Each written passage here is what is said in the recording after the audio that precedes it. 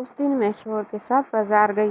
اتنے دن سے بازار جانا چاہتی تھی، وقت نہیں ملتا تھا۔ آج اتوار تھا، شوہر بھی گھر پر تھے تو ناشتے کے بعد ہم لوگ بازار آ گئے۔ ابھی میں کچھ ہی چیزیں دیکھ ہی رہی تھی کہ مجھے کسی نے پیچھے سے پکارا۔ میں نے مڑ کر دیکھا تو اچانک ایک فقیر میرے پاس آیا۔ تو اس سے پہلے کہ وہ بھیک مانگتا اور دعائیں دینا شروع کرتا، میں نے پرس کھول کر اسے 100 کا نوٹ تھما دیا۔ پیسے دے کر میں جوں ہی پلٹنے لگی تو اچانک اس فقیر نے میرا دامن پکڑ لیا اور بولا، بی بی پیسے واپس لے لے۔ اس کی یہ بات سن کر مجھے بہت عجیب لگا۔ مجھے یہ پہلا فقیر ہوگا جو پیسے لوٹا رہا تھا۔ میں نے کہا، رکھ لو، کیا ہو گیا؟ میں نے پوچھا تو وہ اچانک میرا دامن پکڑ کر بولا، تم وہی ہو نا؟ یہ سن کر میں سنسی ہو گئی اور پھر میرے پاؤں پکڑ کر بولا، بی بی جی مجھے پیسے نہیں چاہیے، بس میرے چہرے پر تھپڑ مار دیں۔ یہ کہہ کر وہ خود کو دونوں ہاتھوں سے تھپڑ مارنے لگا۔ یہ دیکھ کر میں ڈر کر فوراً شوہر کا ہاتھ کھینچ کر بولی، عرفان چلیں گھر چلیں۔ انہوں نے سمجھانے کی کوشش کی، میں آئی ہوں تو شاپنگ کر کے ہی گھر جاؤں، لیکن میں نہیں مانی۔ میں بہت گھبرا گئی تھی، میں وہاں نہیں رک سکتی تھی، نہ ہی اب میں سکون کے ساتھ شاپنگ کر سکتی تھی۔ اس لیے انہیں لے کر گاڑی میں بیٹھ گئی اور بغیر شاپنگ کیے واپس آ گئی۔ اگلے دن میں اسی پاگل فقیر کے بارے میں ہی سوچ رہی تھی کہ نوکرانی نے آ کر بتایا کہ باجی آپ سے باہر کوئی ملنا چاہتا ہے۔ مجھ سے، کون ہے؟ چلو میں دیکھتی ہوں۔ میں دوپٹہ اوڑھ کے جوں ہی باہر گلی میں نکلی، یہ دیکھ کر لرز گئی کہ وہی فقیر دروازے پر کھڑا تھا۔ میں نے اسی وقت گیٹ بند کر دیا اور میں فوراً اندر بھاگی۔ مجھے بہت گھبراہٹ ہو رہی تھی، میں گھر پر اکیلی تھی، یہ سوچ کر پریشان ہو گئی تھی۔ اندر آ کر میں نے سکون کا سانس لیا اور سوچنے لگی، یہ فقیر میرے گھر تک پہنچ گیا اور یہ کیوں میرا پیچھا کر رہا ہے؟ بہت سوچا مگر کوئی سیرا میرے ہاتھ نہ آیا۔ شام کو عرفان گھر آئے تو میں نے ان سے فقیر کا ذکر نہیں کیا کہ وہ تھکے ہوئے آئے ہیں، خواہ مخواہ پریشان ہو جائیں گے، مگر اب وہ روز میرے گھر کے باہر آ کر چکر لگاتا رہتا اور کبھی دروازہ کھٹکھٹاتا اور کہتا، فقیر کی بات سن لو، مگر میں گیٹ نہیں کھولتی تھی۔ اس کی بات سننا تو دور کی بات تھی، میں بہت خوفزدہ رہنے لگی تھی۔ میری راتوں کو نیند اڑ گئی تھی، اچانک سے آنکھ کھل جاتی، خوف سے پھر سے سونے کی کوشش میں رات گزر جاتی تھی۔ نیند پوری نہ ہونے کی وجہ سے طبیعت خراب رہنے لگی تھی۔ اسی طرح سے دن گزر گئے، سوچتی رہتی کہ یہ فقیر آخر کیا بات کرنا چاہتا ہے مجھ سے، میں تو اس کو جانتی نہیں۔ اس دن پہلی دفعہ بازار میں ہی دیکھا تھا اس کو۔ ایک دن تنگ آ کر میں نے شوہر کو بتا دیا، عرفان آپ کو وہ فقیر یاد ہے؟ اس نے پوچھا، کون سا فقیر؟ عرفان چائے پیتے ہوئے بولے، وہی جو اس دن بازار میں ملا تھا، عجیب پاگل سا ہے۔ میں نے بتایا، اچھا وہ پاگل جس کو دیکھ کر تم نے ڈر کے مارے شاپنگ ہی نہیں کی اور واپس گھر آ گئی تھی؟ انہوں نے یاد کرتے ہوئے ہنستے ہوئے کہا، بھی تم مجھ سے خوفزدہ ہو، کافی دن ہو گئے ہیں اس واقعے کو اب تو۔ وہ بولے، پھر میں نے انہیں بتایا کہ وہ فقیر روز ہمارے گھر کا چکر لگاتا ہے اور کئی بار کہا کہ مجھ سے کوئی بات کرنا چاہتا ہے۔ اچھا وہ حیران ہوئے، عجیب بات ہے بھئی، اس فقیر کو بھلا تم سے کیا بات کرنی ہے؟ وہ بولے، یہی تو میں بھی سوچتی ہوں کہ اس کو مجھ سے کیا کام ہے آخر۔ پھر اس کے ایک دن میں نے ان کی موجودگی میں ہی اس فقیر کو اندر بلا لیا اور پھر جو ہی وہ اندر داخل ہوا تو اچانک میری نظر فقیر کے کپڑوں میں چھپے ہوئے ہاتھ پر پڑی جس میں وہ چیز بندھی ہوئی تھی، جسے دیکھ کر میری روح تک کانپ گئی تھی۔ میں بہت ہی سیدھی سادی عام سی لڑکی تھی، مجھے اچھے برے کی کوئی پہچان نہیں تھی۔ دنیا میں کیا ہو رہا تھا مجھے کوئی دلچسپی نہیں تھی، اپنی موج میں رہتی، کالج سے سیدھا گھر آتی اور گھر سے سیدھی کالج، گھر آ کر کھانا کھا کے سو جاتی تو رات کے کھانے کے وقت اٹھ کے امی کا ہاتھ بٹا دیا کرتی تھی۔ ہم دو ہی بہنیں تھیں، میں چھوٹی تھی، بڑی بہن کی منگنی ہو چکی تھی، 1-2 سال میں شادی ہونی تھی۔ میں اتنی اچھی اسٹوڈنٹ نہیں تھی مگر امی ابو کو بہت شوق تھا مجھے پڑھانے کا، اس لیے محنت کر کے پاس ہو جایا کرتی تھی۔ اسی طرح میرے دن گزر رہے تھے کہ ایک دن، اس دن میں اپنے دوستوں کے ساتھ کالج سے واپس آ رہی تھی کہ ایک لڑکا کھڑا مجھے گھور رہا تھا۔ میں نے بھی اسے دیکھا اور نظر انداز کر کے وہاں سے گزر گئی۔ اگلے دن پھر وہی لڑکا راستے میں کھڑا نظر آیا، میں نے دیکھا، دیکھنے میں ٹھیک ٹھاک تھا، میری طرف ہی دیکھ کے مسکرایا۔ پھر وہ لڑکا روز وہاں کھڑا نظر آتا، مجھے بھی اس کی عادت ہو گئی تھی، کہتا کچھ نہ تھا کیونکہ میری سہیلیاں بھی میرے ساتھ ہوتی۔ ایک دن ایک پیریڈ رہتا تھا تو جلدی سے نکل آئی، مجھے بخار محسوس ہو رہا تھا، گھر زیادہ دور نہیں تھا تو میں پیدل ہی آ جاتی تھی۔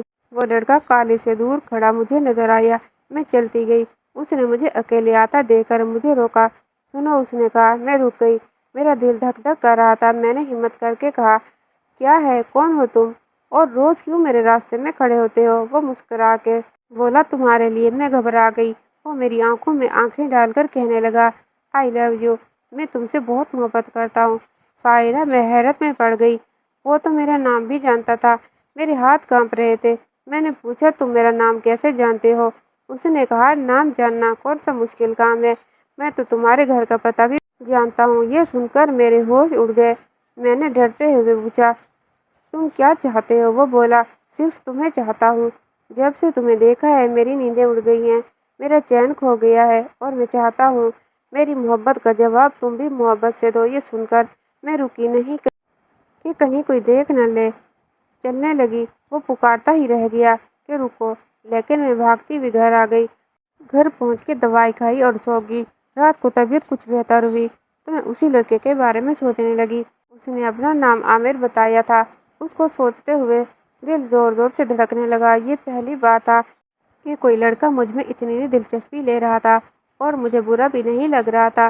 پھر روز ہی وہ راستے میں ملتا، مسکراتا، اشارے سے سلام کرتا، اور میں شرما جاتی۔ کچھ دن بعد وہ مجھے خط دینے لگا، اور میں گھر آ کر اس کے خط پڑھتی، پھر چھپا کے رکھ دیتی۔ پھر میں بھی اسے خط کے جواب لکھ کے دینے لگی۔ مجھے وہ اچھا لگنے لگا۔ ہاں، میں اس سے محبت کرنے لگی تھی۔ پہلی محبت کا یہ احساس مجھے پورا دن سرشار کیے رکھتا۔ ہم راستے میں روز ایک دوسرے کو دیکھتے تھے، اور بات چیت خط و کتابت کے ذریعے ہوتی تھی۔ پھر ایک دن میں نے خط میں لکھا کہ ہم کب تک آخر خط ہی لکھتے رہیں گے، اب ملو مجھ سے، ہم دونوں کو کہیں ملنا چاہیے۔ میں اس کو جواب میں لکھا کہ ملنا تو میں بھی چاہتی ہوں، مگر یہ ممکن نہیں، ہم پکڑے جائیں گے۔ اس نے لکھا کہ تم کالج آنا، وہاں سے میرے ساتھ چلنا، پھر میں تمہیں چھٹی کے وقت کالج چھوڑ دوں گا۔ میں مان گئی۔ اگلے دن میں کالج کے لیے نکلی تو وہ کالج کے قریب ہی اپنی بائک لے کے کھڑا تھا۔ میں نے ادھر ادھر دیکھا اور اس کی بائک پر بیٹھ گئی۔ وہ مجھے ایک پارک میں لے گیا۔ وہاں مجھے اپنی محبت کا یقین دلایا، کئی وعدے کیے، بہت قسمیں کھائیں، اور کہا کہ وہ میرے بغیر نہیں رہ سکتا۔ اس کی شرطوں کو دیکھ کر مجھے خود بھی رشک آنے لگا۔ میں نے تو کبھی خواب میں بھی نہیں سوچا تھا کہ کوئی لڑکا میری زندگی میں آئے گا اور بے تحاشا محبت کرے گا۔ میں بہت خوش تھی۔ اس دن گھر آ کر بار بار مسکراتی، اسے بات کیے بنا نہیں رہ پاتی، بس وہی مجھے ہر جگہ نظر آتا۔ گھر میں کسی کو اس کے بارے میں نہیں بتایا۔ پھر اکثر ہم دونوں ملنے لگے، پھر پارکوں میں، پھر ہوٹل میں، اور ایک دن وہ مجھے اپنے ایک دوست کی فلیٹ پر لے آیا۔ میں گھبرا کر بولی، عامر، تم مجھے یہاں کیوں لائے ہو؟ وہ بولا، تم اندر تو چلو۔ میرا ہاتھ پکڑ کر وہ مجھے اندر لے آیا۔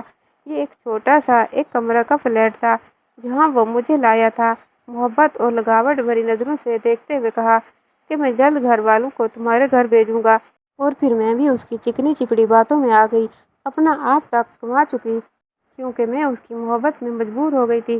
اس کی بات ماننے کے علاوہ کوئی چارہ نہیں تھا میرے پاس۔ گھر آ کر میں بہت روئی اور پچھتائی کہ یہ میں نے کیا کر دیا۔ میں کسی کے پیار میں اس حد تک کیسے جا سکتی ہوں؟ لیکن اگلے دن عامر نے پھر سے مجھے اپنی محبت کا یقین دلا کر سب کچھ بھلا دیا۔ کچھ دن سے میری طبیعت خراب رہنے لگی تھی، جسم بے جان سا ہو رہا تھا۔ ایک دن کالج میں چکر آ گیا تو میری دوست مجھے قریب کے کلینک میں زبردستی لے گئی، جہاں میرے چیک اپ کے بعد ڈاکٹر نے مجھ سے ہسبینڈ کا نام پوچھا، جسے سن کر میں چونک گئی اور سہیلی کی طرف دیکھا۔ میری سہیلی بولی، ڈاکٹر صاحبہ، یہ کنواری ہے، شادی شدہ نہیں۔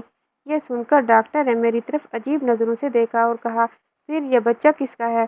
بچہ میرے پیروں کے نیچے سے زمین سرکنے لگی۔ یہ سن کر سر گھوم رہا تھا۔ ڈاکٹر کیا کہہ رہی تھی؟ مجھے کچھ سنائی نہیں دے رہا تھا۔ میری سہیلی فرح مجھے کلینک سے باہر لے آئی اور بتایا کہ میں ماں بننے والی ہوں۔ اس نے میری حالت دیکھ کر مجھ سے اور کچھ نہیں پوچھا اور تسلی دیتے ہوئے بولی، میں کسی کو نہیں بتاؤں گی، اس راز کو راز ہی رکھوں گی۔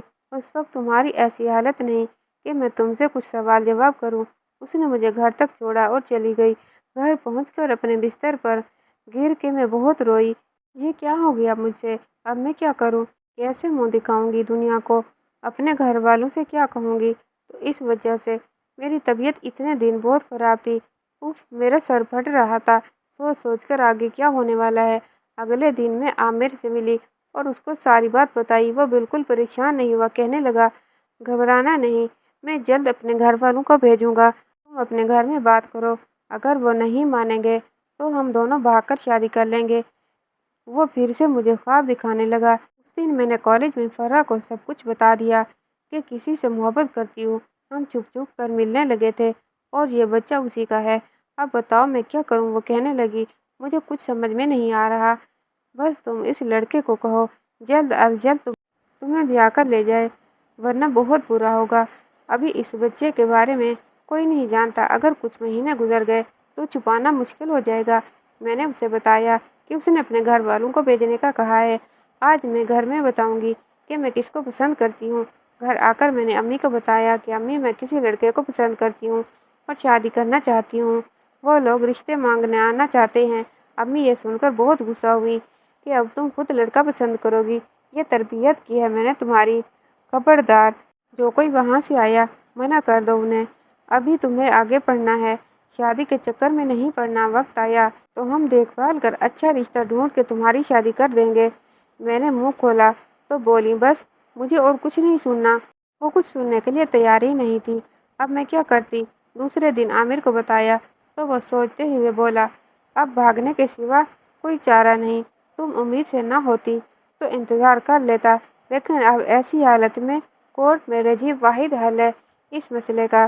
تم ایسا کرو آج رات اپنا ضروری سامان لے کر تیار رہنا، ہم رات کو بھاگ کر صبح کورٹ میں شادی کر لیں گے۔ میں اس کی بات مانتی نہیں تو کیا کرتی، بدنامی ویسے بھی میرا مقدر بن چکی تھی۔ اس رات میں نے اپنا ضروری سامان ایک چھوٹے سے بیگ میں ڈالا اور سب کے سونے کا انتظار کرنے لگی۔ جب سب سو گئے تو ہمت کر کے بیگ اٹھایا اور چوری سے نکل آئی۔ باہر نکڑ پہ عامر بائک لے کے میرا انتظار کر رہا تھا۔ میں بائک پہ بیٹھ کے اس کے ساتھ نکل آئی جہاں بہت دور کا بائک اس نے ایک بنگلے کے پاس روکی اور مجھے اندر آنے کو کہا۔ میں نے پوچھا یہ کس کا گھر ہے؟ وہ بولا اس کے دوست کا گھر ہے، آج رات ہم یہیں پر رکیں گے۔ میں جھجکتی ہوئی اندر داخل ہوئی، وہاں بہت ساری لڑکیاں تھیں اور مرد حضرات بھی تھے۔ راہداری سے گزر کر وہ ایک ڈرائنگ روم نما کمرے میں مجھے لایا اور وہاں ایک کراٹ قسم کی عورت بیٹھی پان چبا رہی تھی۔ لے آئے لڑکی عامر؟ عورت عامر سے بولی۔ دیکھ لو۔ عامر کمینے پن سے مجھے دیکھتے ہوئے بولا اچھی ہے بہت، میرے پیسے دو، دیر ہو رہی ہے۔ میں جو حیران اور پریشان کھڑی تھی، کبھی اس عورت کو کبھی عامر کو دیکھ رہی تھی جو عورت سے پیسے وصول کر رہا تھا۔ میں چلائی عامر یہ سب کیا ہے اور تم اس عورت سے کس چیز کے پیسے لے رہے ہو؟ عامر پیسے لے کے بنا بات کے چلتا بنا۔ میں اس کے پیچھے لپکی تو ایک آدمی نے مجھے پکڑ لیا۔ عورت اٹھی اور بولی وہ تمہیں بیچنے آیا تھا۔ میرا رنگ فک ہو گیا، میں نے نفی میں گردن ہلائی اور وہ بولی تمہارا سودا کر کے چلا گیا ہے اور اب تم اس کوٹھے کی رونق بنو گی، جیسا میں کہوں ویسا ہی کرو گی۔ اس نے میرے سر پہ دھماکہ کیا۔ میں چلانے لگی نہیں چھوڑو مجھے، میں یہاں نہیں رہوں گی۔ ان لوگوں نے مجھے کمرے میں بند کر دیا جہاں چیخ چیخ کر اور رو رو کر میری حالت قہر ہو گئی تھی۔ عامر نے مجھے ورغلا کر مجھے دھوکہ دیا۔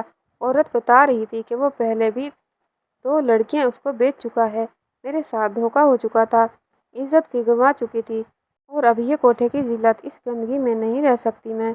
میں نے دروازے کو بہت پیٹا، واسطے دیے کہ مجھے جانے دو۔ وہ لوگ ایسی چیخو پکار کے عادی تھے، کسی نے نہیں سنی۔ میری تھک ہار کر میں چپ ہو گئی تھی۔ عورت کا خاص چمچہ اور لڑکیوں کا دلال جس کا نام شوقی تھا، میرے لیے روز کھانا پانی دے کے جاتا اور سمجھاتا کہ ضد نہ کر، بات مان لے۔ روشن بھی کی طرح کبھی کبھی مجھے مارتا بھی تھا۔ آج بھی وہ کھانا لایا، میں نے چپ چاپ کھانا کھا لیا اور اس سے کہا کہ مجھے باہر آنے دو، میرا دم گھٹ رہا ہے یہاں، جیسا تم لوگ چاہتے ہو ویسا کروں گی۔ یہ سن کر وہ بہت خوش ہوا اور مجھے کھانا کھانے کے بعد باہر لے آیا۔ روشن بھی مجھے دیکھ کے بہت خوش ہوئی اور ایک لڑکی جس کا نام زینت تھا اسے بلا کے کہا کہ سائرہ کو سب سکھا دو، اس کا حلیہ درست کرو، کھانے پینے کا خیال رکھو۔ زینت بہت اچھی لڑکی تھی، وہ میرا بہت خیال رکھتی۔ چند دن میں میری اس سے دوستی ہو گئی۔ وہ بھی حالات کے شکار ہو کے یہاں تک پہنچی تھی، میری طرح اس نے بھی اپنا سارا قصہ اسے سنایا تھا۔ اس نے مجھ سے کہا کہ تم کسی طرح سے یہاں سے بھاگ جاؤ۔ میں نے اس سے کہا یہ کیسے ممکن ہے؟ میری آنکھوں میں بہت چمک آ گئی۔ اس نے مجھ سے وعدہ کیا کہ وہ مجھے اپنی طرح اس کوٹھے میں بازاری عورت نہیں بننے دے گی، موقع دے کر مجھے نکال دے گی یہاں سے۔ اس کی باتیں سن کر مجھے تسلی ہوئی، مگر شوقی کے ہوتے ہوئے یہ کیسے ممکن تھا؟ وہ ہر لڑکی پر کڑی نظر رکھتا تھا، لیکن اس دن ایک لڑکی آئی تھی اور شوقی کی ساری توجہ اس کی طرف تھی۔ زینت نے چوری سے گیٹ کے تالے کی چابی بنوا لی تھی اور شوقی کے کمرے میں جا کے اس کے پانی میں نشیاور دوائی ملا دی تھی۔ دیکھ سائرہ، آج تجھے یہاں سے ہر حال میں نکلنا ہے، زینت بولی۔ لیکن میں جاؤں گی کہاں؟ میں گھبرا کے بولی۔ دنیا بہت بڑی ہے سائرہ، بس ہمت کرنی ہوگی، پناہ مل ہی جاتی ہے، اس جگہ سے تو اچھی جگہ پناہ مل ہی جائے گی تمہیں، زینت بولی۔ میں نے سر ہلا کر اس کی بات کی تائید کی۔ یہ وہ جگہ تھی جہاں پر رات میں دن ہوتا، صبح ہر کوئی تھک کے کچھ گھنٹوں کے لیے سو جاتا تھا، اس لیے رات کو نکلنا ناممکن تھا۔ اس لیے زینت نے صبح سویرے مجھے نکالنے کا پلان بنایا جب سب سو رہے تھے۔ میں نے اپنا سامان اٹھایا، دبے پاؤں زینت کے ساتھ گیٹ تک آئی۔ ادھر ادھر دیکھتے ہوئے زینت نے تالا کھولا اور مجھے لگا کہ وہاں سے باہر نکلنے کا کہا۔ میں تمہارا یہ احسان کبھی نہیں بھولوں گی زینت، اللہ تمہیں اس کا اجر دے گا، یہ کہہ کر میں وہاں سے نکلی۔ زینت نے پھر تالا لگا دیا۔ زینت نے کچھ پیسے بھی دیے، یہ کہہ کر کہ تمہارے کام آئیں گے۔ میں اب گھر نہیں جا سکتی تھی، رکشے پر بیٹھ کر اسے پتہ بتا کے اسی ڈاکٹر کے کلینک پہنچ گئی اور ڈاکٹر صاحبہ بھی پہنچ گئی۔ مجھے دیکھ کر انہوں نے پہچان لیا تھا۔ میں نے ان سے کہا کہ میں بچہ ضائع کروانے آئی ہوں۔ وہ میرا سارا قصہ سن کر بولی، یہ گناہ کا کام میں نہیں کروں گی، اور مجھے اپنے گھر لے گئی۔ بہت نفیس خاتون تھی، میرا بہت خیال رکھا اور میری شادی اپنے چھوٹے بھائی عرفان سے کر دی، سب کچھ جانتے ہوئے بھی، اور کہا کہ عرفان اسے اپنے ماضی کا کوئی ذکر مت کرنا، میں سب دیکھ لوں گی۔ میں بہت خوش تھی، عرفان کو کچھ نہیں بتایا، یہ تک نہیں بتایا کہ یہ بچہ اس کا نہیں، یہ بچہ 7ویں مہینے میں پیدا ہوا اس کے مطابق۔ وہ بہت اچھا انسان تھا، مجھ سے بہت محبت کرتا۔ بیٹا 1 سال کا ہو چکا تھا جب اس دن میں نے سوچا فقیر کو عرفان کے سامنے بلوا لوں، کیا بات کرنا چاہتا ہے آخر مجھ سے۔ میں نے گیٹ کھول کر اسے اندر آنے کو کہا اور اندر آیا تو میری نظر اس کے کپڑوں میں چھپے ہوئے ہاتھ پر پڑی، جس میں گھنگرو کی وہی پٹی بندھی تھی جو شوقی کے ہاتھ میں بندھی ہوتی تھی۔ میرا دل بند ہونے لگا تھا یہ جان کر کہ یہ کمینہ فقیر شوقی ہے۔ عرفان نے اس سے پوچھا، کیوں میرے گھر کے چکر لگاتے ہو اور کیا کہنا چاہتے ہو؟ وہ میری طرف دیکھتے ہوئے بولا، مجھے مدد چاہیے، مجھے پسینے آ رہے تھے۔ وہ میرے بارے میں عرفان کو بتانے والا تھا۔ کیسی مدد؟ عرفان نے پوچھا۔ میں اپنے ماتھے پر آیا پسینہ پوچھتی جا رہی تھی۔ وہ بولا، بہت غریب ہوں سرکار، مجھے کسی کام پہ رکھ لو۔ عرفان نے کچھ پیسے دے کر اسے چلتا کیا، یہ کہہ کر کہ کام ہوا تو رکھ لوں گا۔ اگلے دن عرفان کے جاتے ہی میں نے گیٹ کھول کر پوچھا، کیا چاہتے ہو؟ اس نے کہا کہ وہ کوٹھا چھوڑ چکا ہے، اسے پیسے چاہیے۔ میں نے اسے پیسے دیے اور ہر دفعہ وہ پھر آ جاتا، پیسے مانگنے، بہت بار دے چکی تھی، نہ دیتی تو وہ عرفان کو سب کچھ بتا دیتا۔ اسے کیسے چھٹکارا حاصل کروں؟ میرے ذہن میں اس کو مار ڈالنے کے علاوہ کچھ نہیں آ رہا تھا، لیکن میں یہ نہیں کر سکتی تھی۔ لیکن اب بلیک میلنگ میں نہیں آؤں گی، یہ سوچ لیا اور اس کو پیسے نہیں دیے۔ وہ دھمکیاں دیتا رہا، لیکن اب میں اس کے خوف سے نکل آئی تھی کہ کب تو اس خوف میں جیتی رہوں گی۔ اگلے دن وہ پھر آ گیا، مجھے بتایا کہ عرفان کو بتا چکا ہوں۔ تم کیا ہو؟ یہ سن کر مجھے کپاہٹ طاری ہو گئی۔ میں اپنا بدلہ لے چکا، اب کیا کرو گی تم؟ وہ یہ کہہ کر ہنسنے لگا۔ اسی وقت پولیس لے کے عرفان وہاں پہنچ گئے اور پولیس شوقی کو گرفتار کر کے چلی گئی۔ عرفان میرے ساتھ آئے، میں سر جھکا کے کرسی پر بیٹھ گئی۔ وہ میری طرف دیکھتے رہے، پھر بولے، سائرہ، میں یہ سب پہلے دن سے جانتا تھا۔ یہ سن کر میں نے سر اٹھایا۔ بولے، ہاں، میری بہن نے مجھے سب بتا دیا تھا اور مجھے تم اچھی لگی تھی، تم اچھی لڑکی تھی اور تمہارے ساتھ بہت غلط ہوا، لیکن میں تمہیں اس کی سزا کیوں دیتا؟ تم اس وقت نادان تھی، تمہیں پورا حق تھا کہ تم اپنی اچھی زندگی جیو۔ مجھے تمہاری ماضی میں کوئی دلچسپی نہیں ہے، تم میری اچھی شریک حیات ثابت ہوئی، مجھے تم سے بہت محبت ہے، بس اتنا یاد رکھنا اور ہمیشہ میرا ساتھ دینا۔ میں ان کی مقروض ہو چکی تھی، ان کے احسان، ان کی محبت میری کس نیکی کا صلہ تھا؟ مجھے یاد نہیں آ رہا تھا، جتنا شکر ادا کرتی اتنا کم تھا۔ میں نے سکون بھری سانس لے کر عرفان کی طرف دیکھا اور سوچا، اچھے اور عظیم لوگ آج بھی موجود ہیں دنیا میں، جیسے یہ بھائی بہن، مگر ایسے عظیم لوگ ہر کسی کو نہیں ملتے۔ مگر میری تو خوش نصیبی کہہ لیں کہ میں زمانے بھر کی ٹھوکریں کھانے سے بچ گئی۔ مگر میری ان تمام لڑکیوں سے گزارش ہے کہ جوانی میں کوئی ایسی غلطی نہ کریں جو آپ کے والدین کا سر شرم سے جھک جائے اور آپ خود بھی تمام عمر رسوا ہو کر رہ جائیں۔ کہانی کیسے لگی کمنٹ باکس میں رائے کا اظہار کیجیے گا اور ویڈیو کو لائک اور چینل کو سبسکرائب کیجیے گا۔ اللہ حافظ۔